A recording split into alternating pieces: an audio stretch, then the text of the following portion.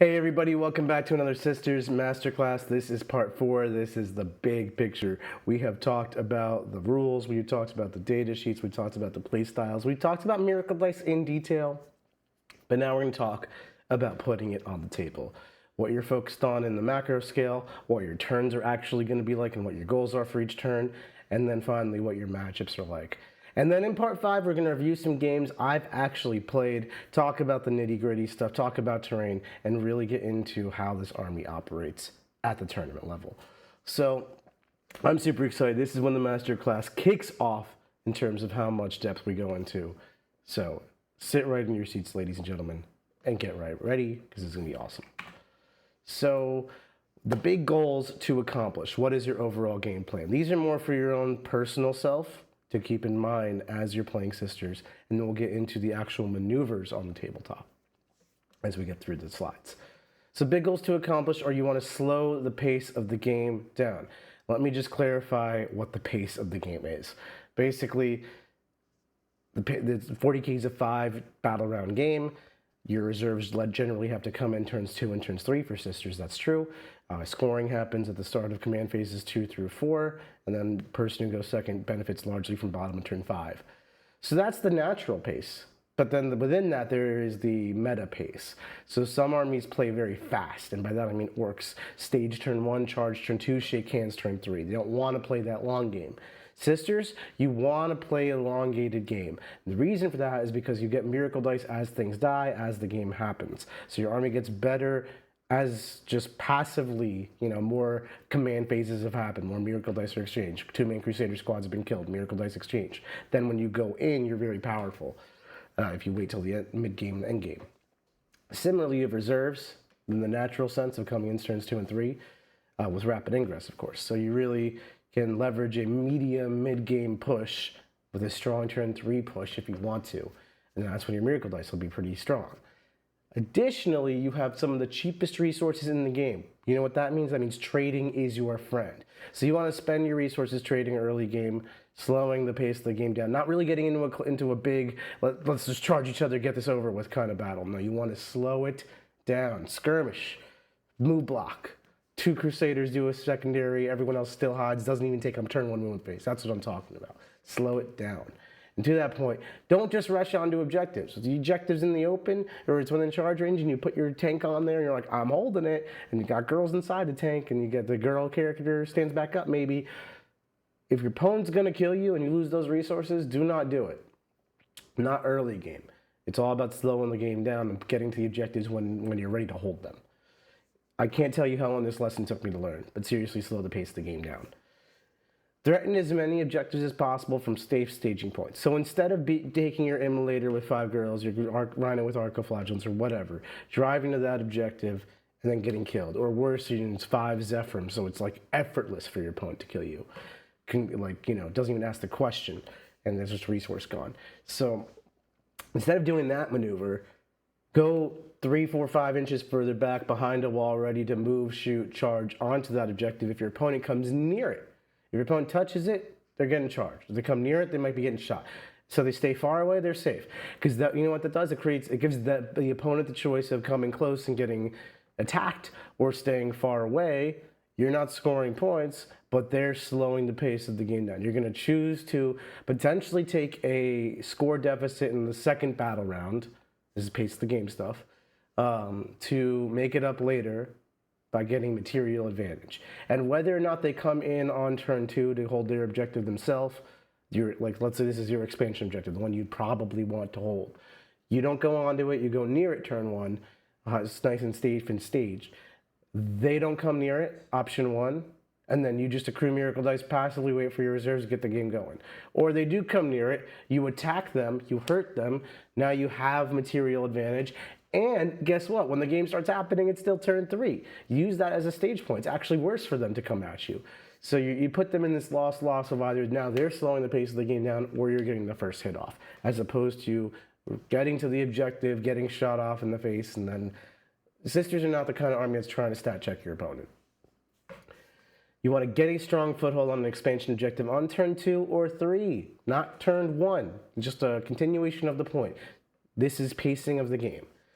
Set up for active, sustained, objective contest, and secondary scores. Now this is turn 1, turn 2, turn 3, whatever, because this is the rest of the game. Sustained objective contests. Active sustained objective contests. What does that mean? That means you take one of your units and you put it in a spot behind line of sight, typically, so safe, or in a rhino, safe, something like that. And your opponent can move towards their expansion objective or the midfield objective or any objective within, move advance range they can just get to. So, what can they get there is a real question. They can do a couple things. Something cheap, skirmishing, garbage. Well, make sure you have something to contest that. You don't want to let your opponent get 5 primary because they put 5 scouts on an objective and you were like, that was too difficult for me to do anything to do. No, nonsense. Go take it from 5 scouts. That's ridiculous. So 5 Zephyrim can do that. Maybe it's 5 infiltrators or 5 magic scouts that have OC2, so it's not so simple. 10 cultists, for example. Don't be afraid to throw a grenade. Goes a long way. Shoot them, charge them, spend a CP for +1. This is the interaction, Or you think it's something more substantial, like 10 guardsmen, OC2, and they're in a chimera. You can't do it so simply. The charge is very far. Take it Ryan. See this coming ahead of time, and then think about your immolator. Your immolator with 5 OC2 sisters inside. Drive at 12, get out 2. That's OC 10 plus the immolator itself for OC2. 12 OC. Melt and gun. Kill that chimera. Reduce the guys inside. This is fine all of a sudden. But you can also recognize the third option, which is your opponent puts like the kitchen sink on their objective. And then you have to recognize, like, okay, it's not worth it. I'm not going to bother. I will just accept that that's happening, and I will focus on the rest of the objectives. All the objectives are equal in your life, except for the fact that one gives capture enemy outposts to you, and the other gives capture enemy outposts to the opponent. There are technically missions which value different objectives on the table differently. Let's just think more macro conceptually. Largely speaking, you want to think about what your opponent, and if you're skilled and adept at this game and you understand your opponent's army list to that degree, please, I implore you to, measure, ask questions, and check. How many OC can you get to that objective? And then ask, they might give you some grandiose number, like, I can get 25 OC to this thing, which is like, okay, if you literally take your entire army and advance it and put it on that objective, which would be a ridiculous plan. Think about where their units actually are positioned and what it would take. It would take this Sentinel a 2 on advance to get here. This Chimera could do it, but it would have to divert the concentrated attention that it's currently giving to midfield off to the side field to reposition. What would that cause in a cascading effect for their resources? If you can get yourself thinking on that level, life will be better. And then other goals to think about, this is just stuff, again, don't try to do all these in order or one by one, or rather all at once. Try to do them as they come naturally. Just try to keep them in the back of your mind and work to actively think about them as you get better. Maybe introducing one concept a game is a good way to do it. Planning miracle dice ahead of time, very, very good. This could be as simple as like thinking about using the 6 for the railgun shot next turn instead of using the 6 for the damage right now. This could be something like saving a big number for a charge instead of using a big number for a damage short-sightedly. That's the base level to it, but there's so much depth you can do with multi-miracle dice plays. Advance here to throw a grenade was a good example I gave in the last one. Pass a battle shock to advance to throw a grenade to score a card. The potential is endless when you have this much information. And miracle dice is just an informational tool as much as it is a damage resource or a save resource. It is, I know this will happen, so leverage that. If you know something will happen, and maybe your opponent hasn't thought of that because they're not thinking guarantees. Like, people don't necessarily think you're going to advance 18 inches. You could. But if you decide to, you are. And how can you use that information? Understanding the pace of the game, I cannot harp on this enough. Slow it down, folks. And then how can reserves and rapid ingress impact the scoreboard?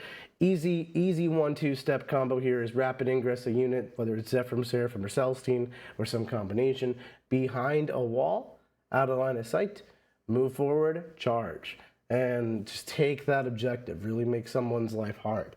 So that's an easy objective contest. You can use it for scoring, you can use it for move blocking.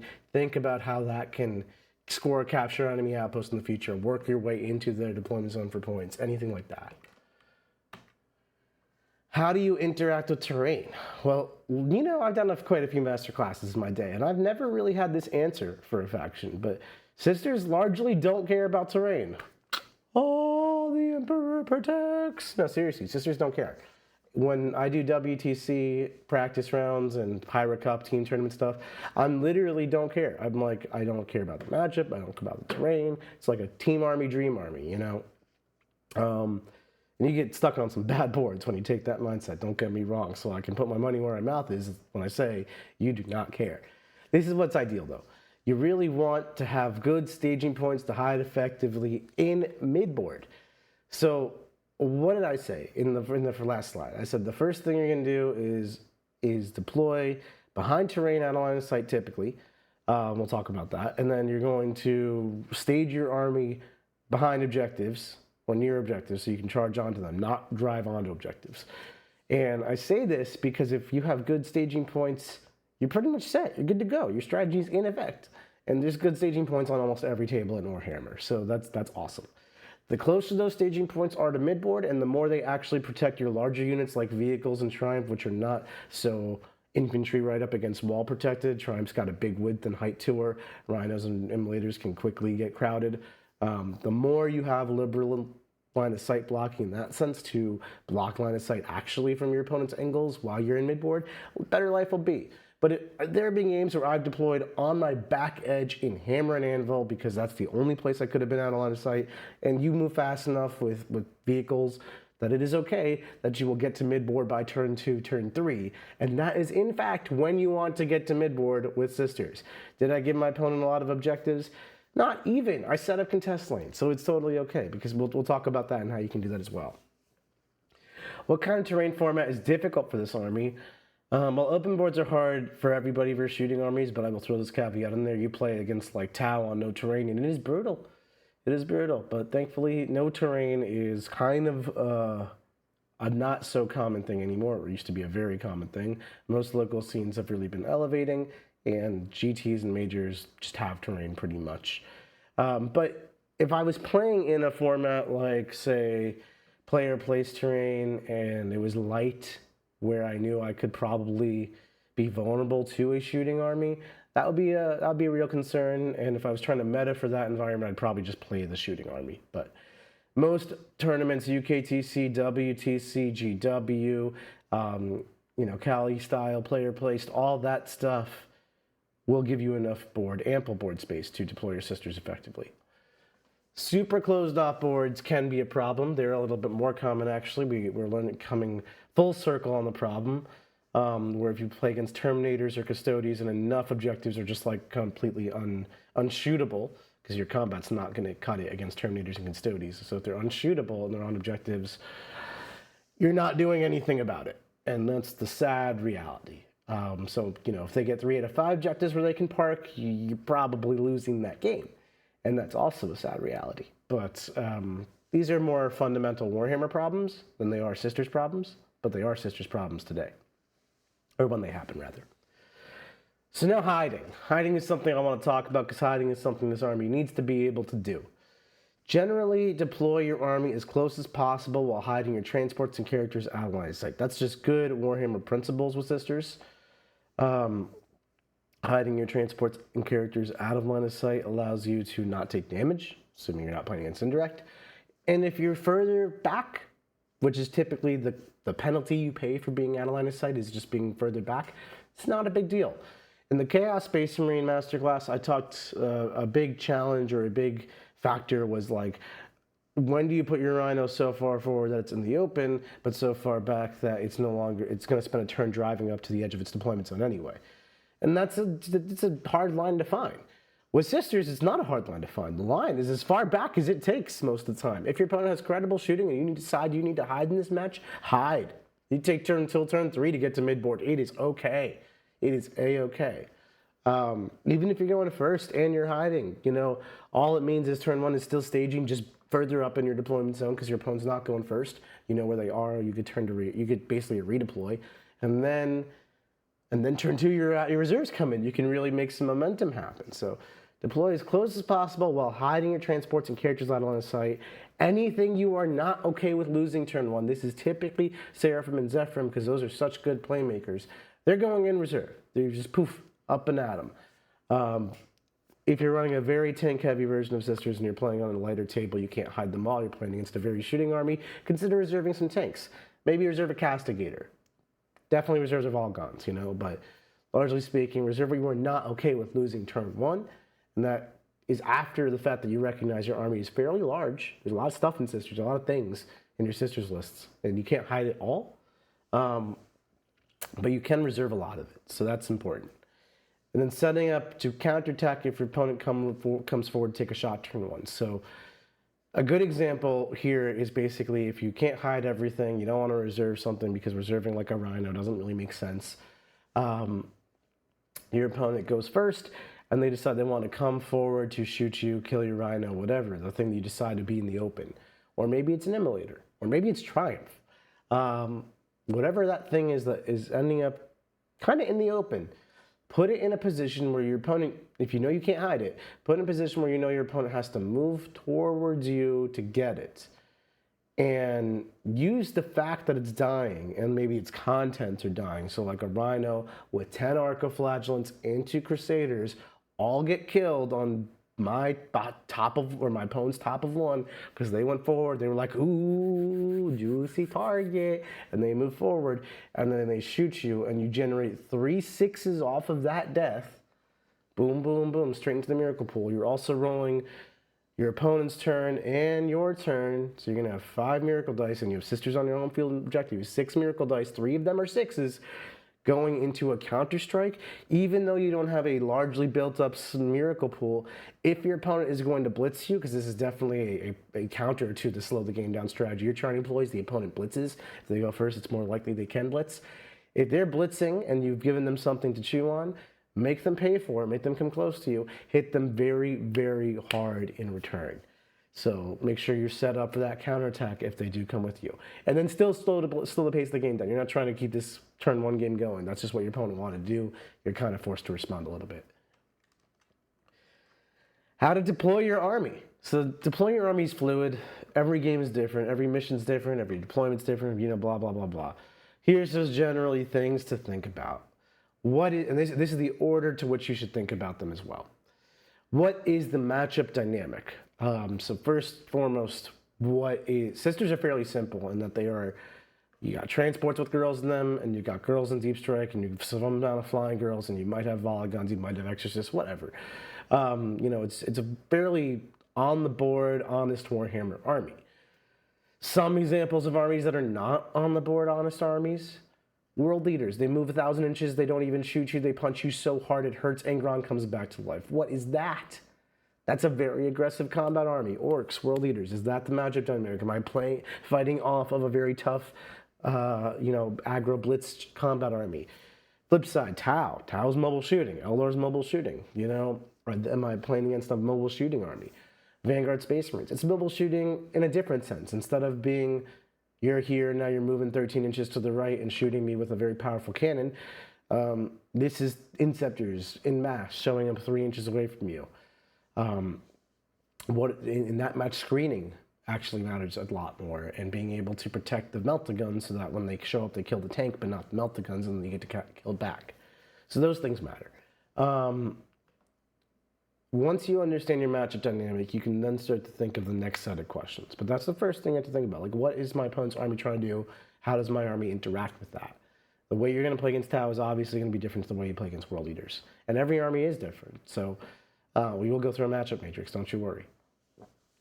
What is the efficacy and range of my opponent's shooting? How much do you need to value hiding? Against Tau, I value hiding pretty highly. Against Eldar, I value hiding incredibly highly, even more highly than Tau. Against world leaders, hiding doesn't matter. Hiding is an irrelevant factor. So at that point, it's more about combat and details of combat and things like suffering and sacrifice and the priority shift. So how much do you need to value hiding? And if the answer is all of it, then I taught you how to deploy in the last slide. Everybody behind walls as far back as it takes, the remainder in reserve, counter strike if your opponent still shoots you. And then it's a sliding scale. So you're only scared of one thing, maybe just disrespect it, have it come out, give you some 6s if it actually kills something. If you have some 6s, maybe you can blunt it and then move on with your life. Don't over-respect just a handful token guns, but recognize that it's a sliding scale and you'll be good to go. Where am I trying to expand to and where am I trying to contest? This is map knowledge and terrain understanding. Based on the terrain and proximity to your models, proximity to your opponent's models is what I mean here, proximity to the objectives. Which objectives are defendable from each side? So typically, if it's a quarters mission, if it's a hammer and anvil style mission, the expansion objective will be that hammer and anvil side. Because this is a shorter distance, harder to attack, it's easier to defend because you're only doing this length of the board. I'll talk about this in all kinds of strategy sessions on deployments and maps and things. And then similarly, your opponent's going to do these sides. So that's going to be a standoffish hammer and anvil style expansion. So your attack is going to be like this onto their side, and your expansion is going to be here that you're trying to fortify, vice versa. Not always the case, but recognize which objectives are defendable from each side, and this is where the terrain falls. Maybe the expansion objective is just wide in the open, probably not easily defended, but the midfield is actually very surrounded in ruins in WTC formats, so it's hard to get shots onto it if you're actually on the central objective. Those things matter quite a lot. What are my opponent's screening capabilities? Can I reliably get into their deployment zone? How fast and with rapid ingress? How does that change it? Because fundamentally, if you're trying to get in their deployment zone, whether it's behind enemy lines, engage in all fronts, deploy homers, or capturing the outpost, or carts in general, if you're trying to get there, how fast can you do it? And what's the path? Is it Deep Strike Seraphim, then my opponent won't screen me? Is it Deep Strike Seraphim, then fire and fade 6 inches? Is it rapid ingress 9 away from something, move 12, charge something, and then I'm barely in their deployment zone? Is it drive a rhino straight up the table because they're like Grey Knights and they're not actually going to stop your movement phase whatsoever? Those are the real questions you got to ask. How can I reliably get into their deployment zone? Or can I not? Maybe I'm playing against Astra Militarum and they have waves and waves and waves of dude standing in front of artillery and I'm just never going to get there. How can I adjust my strategy, understanding that there are points tied to getting there to account for that? How do I score potential secondaries turn 1? So here's a list of secondaries that you can draw turn 1 that you should be able to score with sisters if you just deploy properly. Investigate signals, deploy teleport homers, engage in all fronts, area denial, secure no man's land, tempting target. That is 7 out of 16 cards. Nothing to do with killing your opponent, 100% movement based. You can do them all from your deployment zone in a turn 1 movement, and that is irrespective of anything your opponent can do. So with that in mind, who's going to do it? Well, a fun fact is deploying for Investigate is pretty easy. If you have units kind of already near the corners, able to drive backwards, get 5 dudes out, girls out, get 2 Crusaders out. These little details matter. Deploy on all fronts and area denial are both the same secondary in the sense that they both require you to go towards the center of the table. Having a Rhino do it, having a 2 Crusader squad do it, having 2 Crusaders in a Rhino, the Rhino stage behind a wall. That's a great answer. Secure no man's land, get to an objective, tempting target, get to any specific objective. You know who's really good at getting to an objective turn 1? 2 things. Transports, flying girls. Transports are a little committal. Transports are expensive, transports are valuable, transports are bringing down points, transports are tied to your troop unit, so now it's 2 units and twice as many points, give or take. So, I don't want to use transports turn 1. Also goes against the mantra of slow the game down, goes against the mantra of don't drive to the objectives. Instead, we're going to use Zephyrim and Seraphim, and that is the key. That's why I take 6 squads, but you know, this is why you have any amount. Because you hide those little girls, they are tiny. They have 32 millimeter bases, there's 5 of them, boom, boom, boom, boom, boom. You can hide it right up against the wall crest, and they are good to go, and they don't take up nearly the width backwards as a Rhino for angles. So 5 little girls right there, 1 on each side, maybe 1 in the center, boom, boom, boom, no more than 3. And now you can get to empty of the objectives.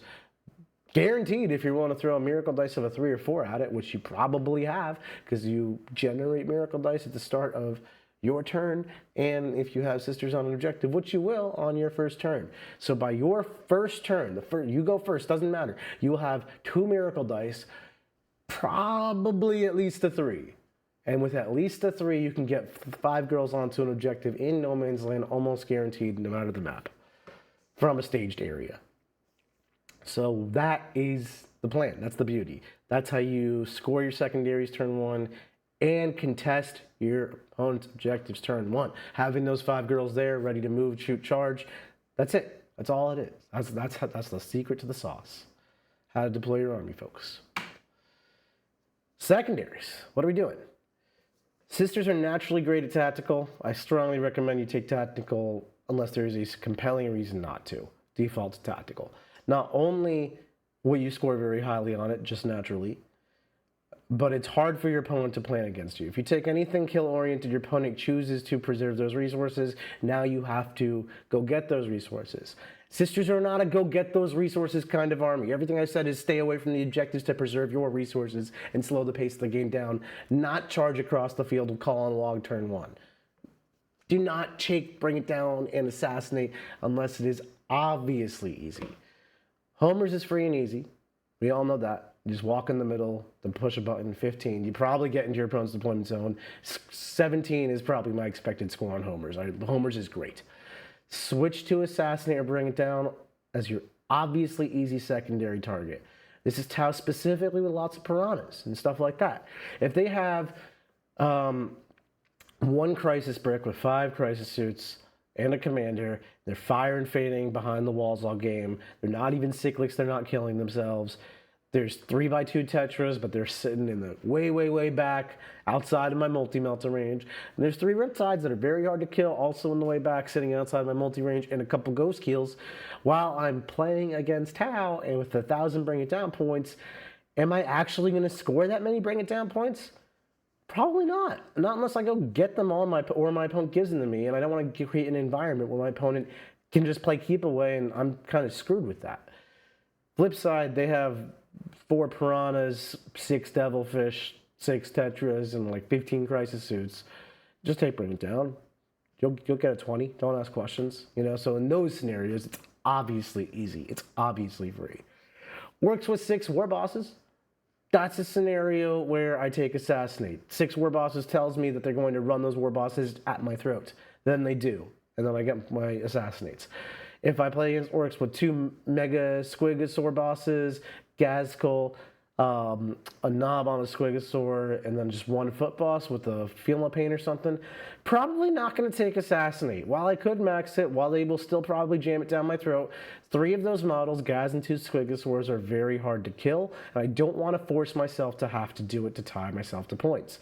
I could naturally get a 5 on assassinate by killing any of those 2 other characters I mentioned, the knob or the 1 foot boss. And there's so many other points I can fall into. But there's a lot of games also where, and essentially that just means there are a lot of games where it's traps. Bring It Down versus orcs. They got 6 trucks. That's 18. They got a couple other things. That's 24. I could, but they don't have to. I'm too busy fighting boys and playing a natural game of Warhammer to want to chase trucks. Tactical rewards you for playing a natural game of Warhammer and taking Sisters of Battle data sheets, meaning that you have very cheap garbage. So taking things that reward you for that instead of making your 2-man Crusaders fairly worthless because you want to assassinate such Bring It Down, you can do homers with them. I get it, but you want to get more value out of that. You really do. So just to harp on the point a little longer, if you do take assassinate and Bring It Down as an example, and now you have all of this trash, Crusaders, Zephyrs, Seraphim, Rhinos, redundantly and excessively capable of deploying teleport homers, versus your opponent, maybe CSM, who just has like a couple Rhinos and like 3 Nurglings teched for doing deploy homers without going out of its way. You are now at the points inefficiency. Part of the value of playing Sisters is to play the trash to get better at tactical specifically because you actually have stuff in all the places to actually get a good score on tactical, which at that point is a benefit compared to armies which are forced to go fixed, and which allows you to play around their strategy, especially if you do so in list design. One of my favorite things about Sisters is specifically not giving up assassinate, not giving up Bring It Down in any obvious sense, so I can trap people if they do take it. Typically, people don't take it against me. And then we get them into tactical versus tactical battles. We are better at tactical than them. So that's just a winning scenario right off the bat. Against Grey Knights and Custodies, unless you are packing like 1,000 multi-meltas to kill the Custodies or Grey Knight Terminators in mass, I would strongly recommend deploy homers and engage. Do not play Warhammer with them. Use your speed to run to the objectives that they are not on. Take them off of any isolated objectives by a concentration of multi-melta, combat, etc. You know, the kitchen sink type of thing. Keep your army alive and scoring, and you will end up... You might lose that game. It is a dangerous game to play in a singles format, but it is the best game you've got unless you are teched out the wazoo with multi-meltas. And more often than not, you will win it closely because you are very good at tactical and your primary can keep up doing this. Deploying cleanse is a viable strategy in the ritual. You're an army with tons of little trash units. I don't love accelerating my army into midfield, especially turn 1, turn 2, but ritual kind of demands it. So in that sense, I like deploy cleanse with the ritual. Reserving. What's a reserve? Well, the Volgons are a great unit to reserve. You can use rapid ingress to hammer the enemy and break a flank like we've talked about. If there's no rapid ingress available, I would recommend holding this unit to continue forcing screens on your opponent, and then you have to wail on those screens that they're using turn after turn after turn. So by bottom of turn 3, when you finally do rapid ingress to the Volgons, you've got to kill a bunch of resources with your Exorcist pounding the backfield and with your army attacking those screening resources naturally. So by the time the Volgons do show up, you already do have a material advantage, and it's enough to just break their back. If no good ingress is available, and, well, rather, let me put it this way. If you don't have time to do a good ingress because you're playing against orcs, you're playing against world leaders, and they are trying to blitz you so hard that you do not have the opportunity to slow the game down to get a good rapid ingress off, you're not playing that standoffish battle, deploy them. Recognize that ahead of time. Understand the matchup dynamic. First thing we said during deployment. You can't know when to reserve Vol or not if you don't understand your matchup dynamic. Celestine. And notice I call her Solosteen because she's awesome. Solo. Use rapid ingress as your first good opportunity to sneak an attack onto your opponent's side. She's another prime rapid ingress target. If you have both Vol and Celestine, boom, boom, those are your 2 rapid ingress targets. In my list, I have Celestine and 10 Zephyr squad. Those are my 2 rapid ingress targets. You don't want more than 2 rapid ingress targets. You can only ever rapid ingress twice. Once on turn 2, once on turn 3, if you plan for it. So, with that in mind, Celestine, if you're taking her, you should be taking her. She is a rapid ingress target. You use her at your first good opportunity. Now, she might come out of competition, especially in a Volgons list, because they both want to be good at you. It's your first good opportunity. The Volgons do you a lot better in reserve, to be honest, just forcing screens, where Celestine wants to actively attack your opponent's side. She is so small, she's so tiny, she's so obnoxious to get rid of, and she comes back to life that she can deploy with rapid ingress safely, launch an attack, kill some chaff, kill something quality with the Devlins and a grenade and a flamer, maybe some support. Charge deep, live, die, doesn't really matter. She's back. And then go deeper, capture enemy outpost. That's her job. Or get like a bucket of deploy homers and bring it behind enemy lines and things like that. When the mission calls for it, specifically sites of power or vital ground versus an all-shooting army, where if you walk to the objective in the midfield and they shoot you off, you can just resurrect. She's a move 12 character that comes back to life very, very well, which is very easy to hide. So I would deploy her in those games to try to get the character bonus for sites of power. I deploy her against an all-gun army if I really need to hold an objective early because I don't want to be shot off, but I don't want to ruin my resource preservation strategy either. So Seraphim and Zephyrim. This is the last thing you can really reserve. There are times you'll also reserve other stuff like Castigators or Crusaders, but they're just like flex reservers. This is the strategic reserver. You deep strike any excess units which are not deployed with specific purpose turn 1. So we talked about how deploying and taking your first turn were basically just for that contest play with a miracle dice potentially or with a charge. Make sure you stop your opponent dead in their tracks, move block them, that kind of stuff. So that's the 5 Zephyrim, 5 Seraphim on each flank, maybe 1 in the center, 2 to 3 units. Any excess units, so my list has 6, so I typically reserve 3 or 4 of these girl squads and deploy 2, maybe 3 of them. Any excess I deep strike, and that's just kind of a rule. Rapid ingress opportunistically, my list is designed to rapid ingress 10 Zephyr and Celestine. Most lists have Volgon, some lists do Volgon and the Castigator, you know. Opportunistically, it makes more sense to do 5 Seraphim with Hand Flamers than it does, say, Celestine. Rarely, but considerable. What is their job? Their job is to score points. They fire and fade at their Seraphim. They steal objectives at their Zephyrim. They do it all. They move block. They reinforce areas with more bodies and like a grenade and some decent combat or flamers. They contest objectives. They throw grenades. They skirmish. They throw the grenades. Seraphim, Zephyrim, folks. So now here's a matchup matrix. And this is basically designed for my list, which is the MSU variation of Sisters. I showed you that in the second part. I put it on the stream a few times. The Volgons will change some of this, and variations, we'll talk about them game by game, but variations of Sisters will obviously have minor effects on what these scores largely represent. So I've used a bit of a color code here, and I highly recommend doing this for anyone playing in Teams format. This is largely adopted from Teams Warhammer, but it is definitely relatable to singles as well. So in singles, you want to have a positive or playable matchup in anybody. Positive matchup, in this case, this is a 0 to 20 scale, although it doesn't really look like it. The reason there's no zeros, the reason there's no 20s, because Sisters don't blow people out and they do not get blown out. Most armies do have more bright green and more red on this matrix. This is a red to green color scale. If you're colorblind red to green, I'm really sorry that this is probably not super visible to you. But basically, low numbers are red and high numbers are green. 0 represents losing by 50 points or more. In teams, that would be the worst case you can get. You get 0 points on your team.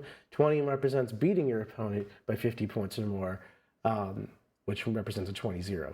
And then you'll see here, I started off with a big good old 5 into AdMech, which is actually my lowest score on this matrix. I've only played the AdMech matchup once. I got completely dumpstered. I didn't have a great Sisters list, but this is my experience with it. And from what I understand of AdMech, they are a trash army in the same sense that Sisters are a trash army. Not to say they're bad, but they're made of like very cheap models that manipulate OC, reduce your OC, super hard to kill for points chickens, decent great anti-infantry shooting. They will struggle versus stat checks. They will struggle versus demons and monsters and vehicles and things like that. Sisters don't present that problem. Sisters are trying to fight AdMech at their own game. I think what makes Sisters a better army overall is that we don't only do that and we have the real ability to punch up into tough things. AdMech only do that, which means they actually beat us at our own game here, which sucks. But for that, I put AdMech as a pretty bad matchup. Now, I'm okay with that as a singles player. I'm super okay with that as a team player because, like, I just say no AdMech and the rest of my team says, I got you. But in singles, there's also, like, very few AdMech players, usually not skilled ones. So not stressing this matchup being a tough one. Astro Militarum, I played against John, Nassim, some of the greatest Astro Militarum players there are. Consistently winning it. There's a game 11-9 on the War Room, small win that our Sisters took, so you can really get some good insights here. But largely speaking, if you take the Volgons, I think this gets a little worse, and if you don't, it gets a little better, because the Volgons create a place for the indirect fire and quality of fire the Astromilum do have. Gives them a real reward for that, and that's ultimately why I don't take the Volgons. But you're looking as a singles player for these 10-plus type games, because these are the games that you should be able to just win as long as you are equally to better than your opponent. So this shouldn't be a problem. And largely speaking, this is so much stuff. But if you want to know how you're having trouble with this matchup, do watch that game. It's a really good representation. Chaos Knights are one of my other worst matchups here. We start off with them, but basically the reason this one is so tough is because they fundamentally contest our objectives really, really well.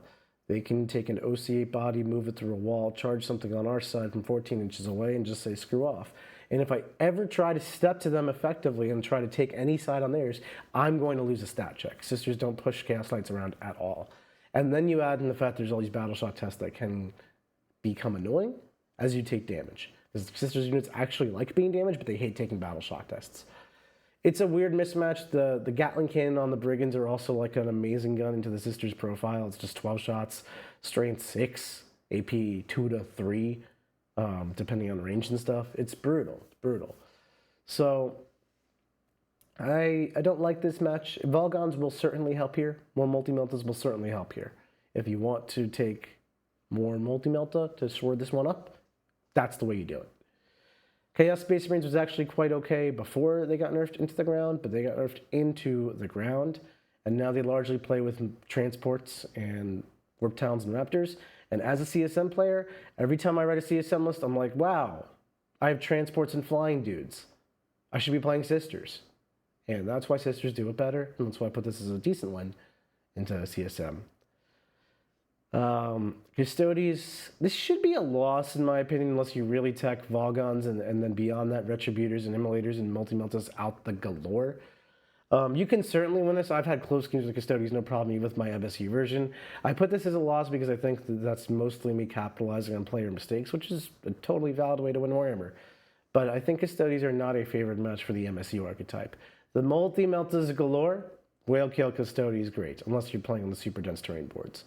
So that's definitely something you can consider for what your local meta is. But Custodes is tough. The deploy engage plan really works unless your plan is actually to kill them, which only works if you're taking like 1,000 multi-meltas. And then it works, and they're dead. That's great. Demons is kind of a non-issue. They're like a psychic faction if they're taking anything besides Alkhorn. If they're taking Alkhorn, they cannot handle the fact that you have transports and screens and suffering and sacrifice. In general, they can't handle the fact that you have transports and screens and suffering and sacrifice. They also have a unit activation issue. This is fine. Death Guard are tough. I put this as a 12 because I've actually never lost the Death Guard match, and I played it 3 times now. The reason that this is okay is fundamentally because Plague Marines are so slow.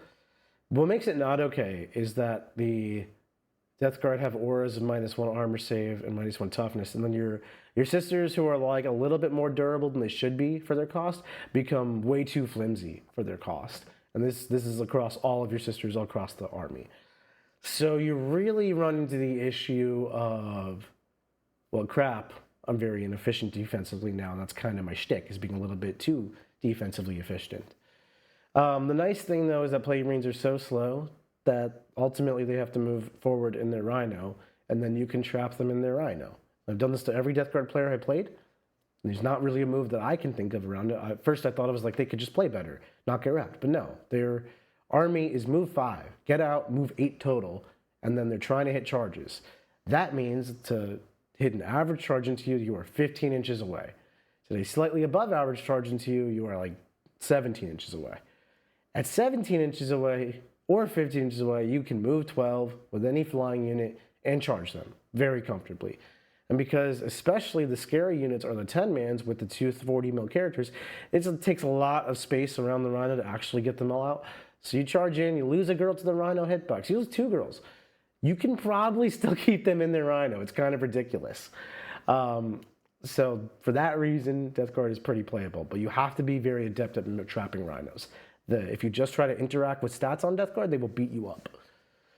Drukhari is another kind of trash army in the sense that it's lots of cheap models and transports like AdMech, but they do it worse than Sisters this time. They hate Archiflagellants with a passion. Like, Archiflagellants can beat this entire faction on their own. And then the fact that, like, Bolters and Power Armor are good into Drukhari. No problem. Eldar's tough. Eldar's still tough. Eldar's very tough. I haven't actually lost this match, so for that reason I put it as a 12. It is hard. You have to be very careful. Killing avatars is super hard, especially if they have fortune, but grenades are their worst enemy. If they have the Incarn, Condemned Bolt Guns are your best friend. If they have Farseers and Spirit Seers, Condemned Bolt Guns are your best friend. Seraphim and Zephyrim are cheaper and more efficient than Spiders. They're much slower because Eldar cheat with movement between Phantasm, Fire, and Fade and their stat lines and abilities. But you have, in my list, I have a larger quantity of those units than they typically do. Because I have 6 plus Celestine. Celestine's great into them. Celestine will run rampant into them. Basically, you're trying to take your fast units, duel their fast units, take your multi-meltas and grenades, and get through their tough targets and outlast the rest of it. You should small win against Eldar. Gradients is a very non-interactive game if both players play their ends properly, and then this is super draw-ish in singles. Anybody could win because it's like who draws better tactical cards, or like how does your opponent play it, how well do you play it. You 2 deploy engage, you spread out, you don't engage them. If they give you a Terminator unit to kill or a couple Dread Knights to kill, bring your Volgons in, bring your multi-meltas to bear, kaboom, boom, boom, boom. But largely speaking, you can't kill as many Terminators, especially when they're Grey Knights and they leave. Genesteer Cult, honestly, this should probably be higher. Genesteer Cult really suck for sisters. It's super unfortunate because I love Genesteer Cult too, but frankly, they have a transport problem, and your army loves transports. They hate Arcoflagellants. They hate being engaged close combat. They hate Handflamer Seraphim. They will rip you up in pieces with their seismic cannons and demo charges, but you have a unit activation number on them that is so much higher. Like, if my sister's list has 26 units, my Genesteer Cult list has 8. And that's just like crippling for them. Imperial Knights are kind of sad these days, which is sad. But largely speaking, you just multi-melt them all the planet. If you have all guns and retributors and go multi-melt attack, this just goes up and up and up.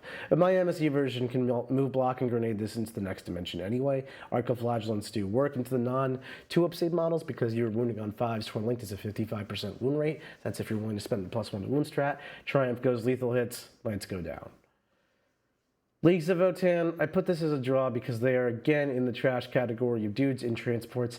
Unlike Admech, they don't just strictly beat us at this. Unlike Drukhari, they don't just strictly lose to us at this. This is an army that will kill us. We're an army that will kill them. We both have tons of stuff. This will be a bloodbath. They scout on you in the right mission. Life can get very hard. You go first and on the right mission, and their life is very hard. You know, that's Warhammer, unfortunately. Fortunately, depends on your perspective. So then we get into a couple of armies, Necrons and Space Marines specifically, which I broke down into specific archetypes because they have a lot of build variation and it matters to how sisters interact with it. So Necrons, specifically Hypercrypt with Satan, jumping up and down, maybe a monolith or two. This is like the losing end of a draw. I'll lose it more times than I win it. I could beat it versus people I'm better than for sure. Use Arcos to handle Satan. I think if you're teched more with Fall Guns and more with Arcos, you actually become slightly favored here because you're better off at killing Satan and monoliths and warrior bricks. But if you're doing my MSU version, I think I'm slightly unfavored here.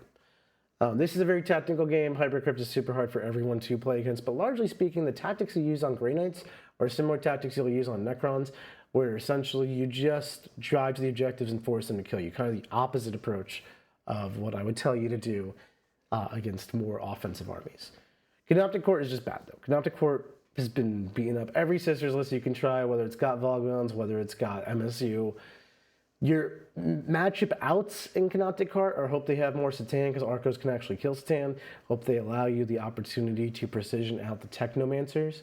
The Technomancers are pretty brutal, giving Feel of Pain to those Wraith units, but if you can precision them, that's very good. You play them on a mission where they can't easily get Power Matrix up in the midboard. That's really good. Necron players also largely have not much holding their backfield, typically a solo destroyer. If you can, like, sneak attack a rapid ingress type of play, or maybe bring your Exorcist to bear on the Doomstalker destroyer that's back there, you can open up a lot of points to leverage this to a win. You shouldn't win versus someone equally skilled with you with a good list, but you know, every army's got bad matchups. Those are your outs. Try to play two of them. Try to set them up. Do so subtly. Precision, a Technomancer, is a hard tactic for your opponent to play around, and it is one you actually can use very effectively, especially if you brought the Blade Palatine. Triumph can do it. Celestine can do it. These are all good tools. Vol can do it. Orcs are tough. They fundamentally want to play the game that you don't want to play, which is we're charging you turn 2. Screwing the place of the game down. They also have an overwhelming number of attacks and stats, which can very easily punch through your sister's defenses. But what they lack is a good ability to punch armor. I think your tanks actually get a lot of survivability here and a lot of value from that. And then beyond that, they hate Arcoflagellants and they hate suffering and sacrifice. Like, think of 2 rules that hurt orcs more. I cannot. Besides Armor of Contempt and 2-ups. That is an amazing combo counter to orcs.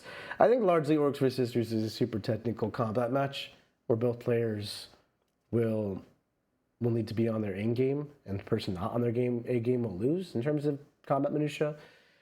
Orcs do have a bit of the if I go first in Table Quarters or Dawn of War, I could just beat you. But as hard as they go in the early game, you go so much, or if not harder in the late game, that if you actually successfully bring a couple Seraphim squads in reserve and have the discipline and the ability to bring them in later, get behind the Orc army, flame 10 grots away, their scoring falls off a cliff if they lose their own home field. And if you get capture enemy outposts and deploy homers at the second half of the game instead of the first half of the game, all of a sudden you're winning. So as much as Orcs flip based on first turn, they also can lose it for themselves. So what even is a Sister's Mirror? Why are we even talking about this? A Sister's Mirror is screening forever, trash versus trash versus trash, trade versus trade versus trade. It's a draw. Play better than your opponent to win by 1 point. That's a Sister's Mirror. Grueling draw. Space Marines, I broke them down into combat, shooting, and Vanguard. Combat will be like Blood Angels and Black Templars, especially those Gladius versions. Shooting will be like the Iron Storms of the world. And Vanguard is Vanguard. They go up and down. They have 15 Inceptors. So combat Marines are pretty fine. They're also very vulnerable to Archiflagellants and basic transports and suffering and sacrifice. Marines generally, as an archetype of stat line, trade down into Sisters. They pay almost twice as much as we do for a basic body. They pay a lot more than we do for a body toting a special weapon. They don't protect their special weapon. So in front of my multi-melta, I have a Meltagun, I have a Bolter Girl, I have a Simulacrum, and I have a Sergeant. In front of their Meltagun, they have a Meltagun, they have another Meltagun, Eradicators. They have a Plasma Scepter in front of a Plasma Scepter in front of a Plasma Scepter. And those 3 Plasma Scepters will come in and they might kill a tank. They will kill 5 girls. That's a trade down in every instance. If they kill an Immolator, that is an even trade. They will likely fall slightly short. Smoke Launchers helps a lot here. Miracle Dice help a lot here. Cover just generally helps here. As you start to create these trade inefficiencies, it's so exaggerated into the Marine eliteness. So that's just why Marines are generally positive. I think Ironstorm going first can really beat you up, but it's still totally fine. I've won this game 15-5 going second at Pyra. This one is all about setting up your counter shooting. So in these games, I kind of front line with some Arcos, and then they come forward, they kill the Rhino, they kill the Arcos, and all my multi-meltas get to counter strike. Is a great strategy. And any Arcos they don't kill do get to charge, and +1 to hit for sure, maybe +1 to wound. It can really do some work. Space Marines Vanguard is kind of the fact that Inceptors cost 5 times, 6 times as much as a regular Sister or something. You can allow them to come near you, allow them the first hit. Do not let them contest your objective with the play by always covering the puck. When you play against these reserve-heavy armies, you want to make sure you do not let them onto the objectives. Kind of counterintuitive to the original strategy, but that's why the matchup dynamic matters so much. So against Vanguard, you cover the objective marker, you don't let them on, they shoot you very hard. And then you charge them, you engage them, you shut them up, and the game ends, is basically how it goes. Shoot them with multi-meltas, they hate that. Space Marines without invulns. And they're Space Marines with toughness 6, which is like tough until a multi-melt is still strength 9. Everything's twin linked.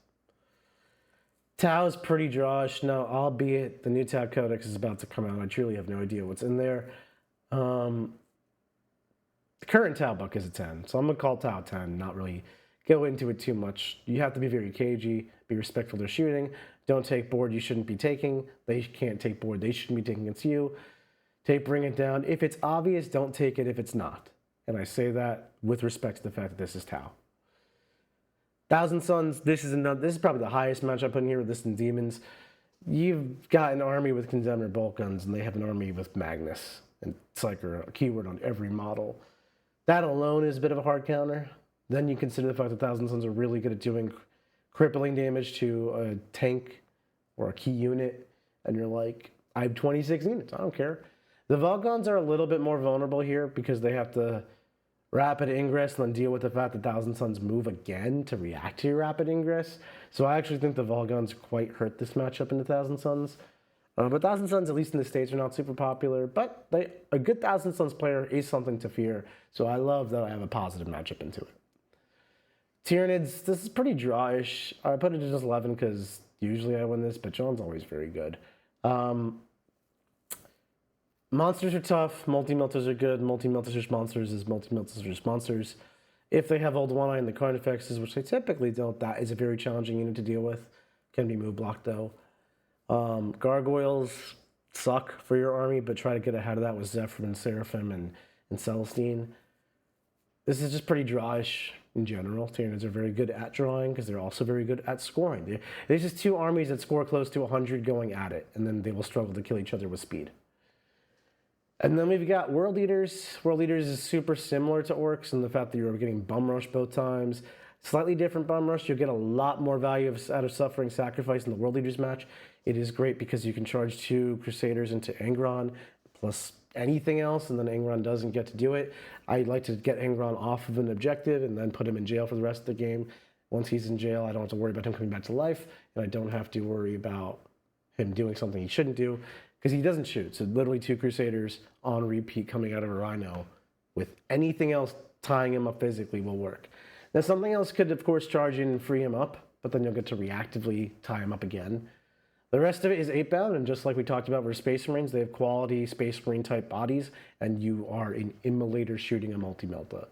Biggest things to watch out for are not getting trapped up in close combat. This is a time where you may actually consider trying picking +1 leadership to pass the leadership test required to not be unable to fall back against 8-bound. Largely speaking, though, it's fine. Another use for Suffering Sacrifice here is to charge like Arcoflagellants into 8-bound, get around and interrupt, so you can charge in multiple places. Charge Zephyrim or Seraphim into every model of a Khorne Berserker unit with the Master of Executions. Now they're always fighting first, killing the Zephyrim or Seraphim. Arcos pick it up. But largely speaking, multi-meltas and melta-guns shoot the elite infantry, the very expensive elite infantry, and you put Angron in jail. And you kill Angron when it's convenient, not in a threat overload situation. Matchup Matrix, everybody. I was very excited for this slide. Put some notes on as well, just general matchup notes.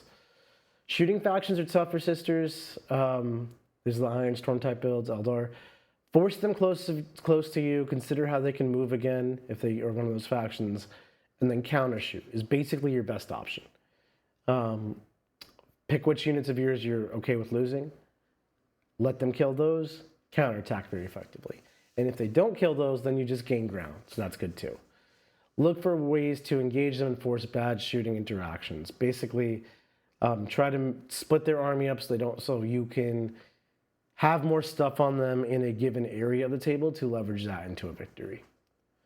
Against combat factions who are vulnerable, they're very vulnerable to Suffering Sacrifice, and they hate transports. They have weak backfields like rots and stuff, jackals.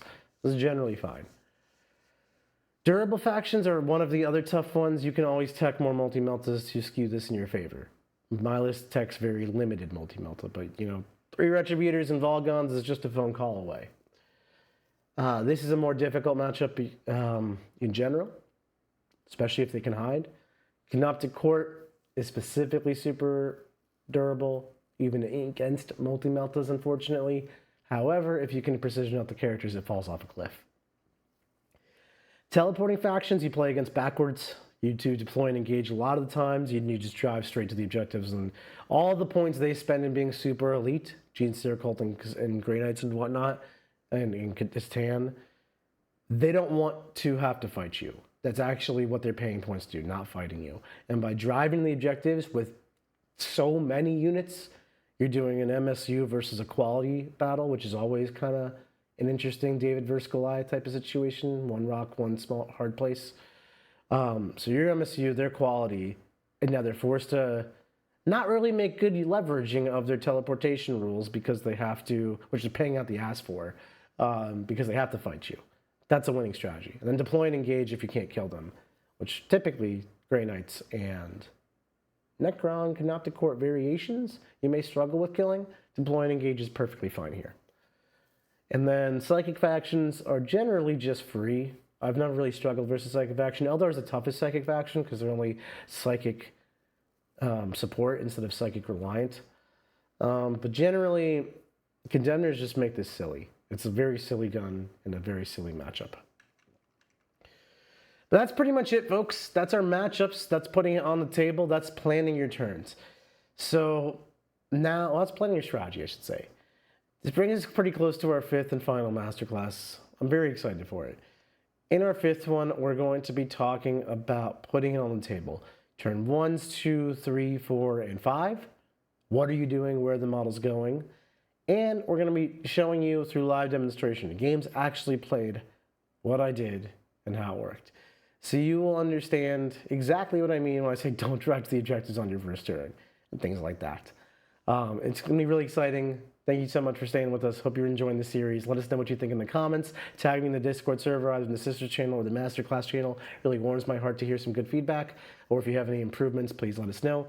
Thank you so much for watching, everybody, and we will catch you tomorrow for another one.